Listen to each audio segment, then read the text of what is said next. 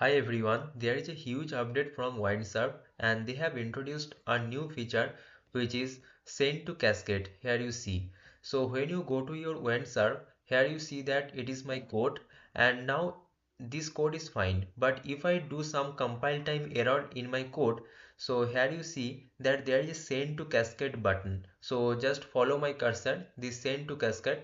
So if I click on the send to cascade, then it will analyze my code and it will suggest me that what is wrong in my code. Okay, so this feature is actually helpful if you do any mistake in your code. Okay, now the next features that they have introduced, which is the cascade memories.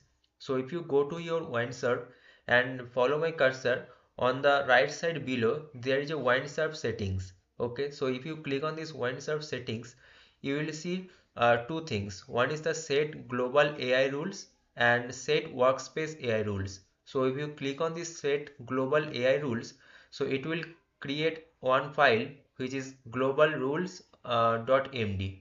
So here you see that there you can set a global rule for all your workspace. Okay, like speak to me in Spanish, or my build system is Bazel and my testing framework is PyTest. Okay, in this way, suppose you are working on a React project, so in that case you can set that my testing framework is Jest. Okay, or my build system is Webpack.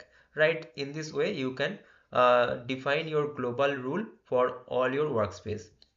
Okay, now if you want to set a rule for your workspace, then just go to this set workspace AI rules, and now here it will create one file. This is .windsurf rules, and here you can set rules for your workspace, like don't push this file to your GitHub repository, or don't modify these files, or don't use this API. In this way you can actually write the rules for your workspace, right? I think you got the difference between the global and this workspace. Workspace means here you can define multiple folders. Okay, and in this, inside this multiple folder, there can be HTML, CSS, JavaScript. Separate 5 to 6 folder you can add here, and the whole this code editor is the global rules, right? It will be workable for all of the workspace. Now these are the two major updates, and another update was this one. Okay, so let me show you that this is the cascade bar.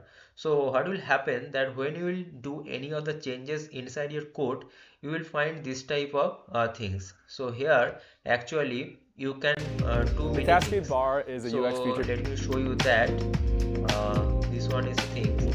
So here actually by using this arrow you can go to your previous code, and by using this down arrow you can go to your uh, current code. Okay, and also this by clicking on this right sign.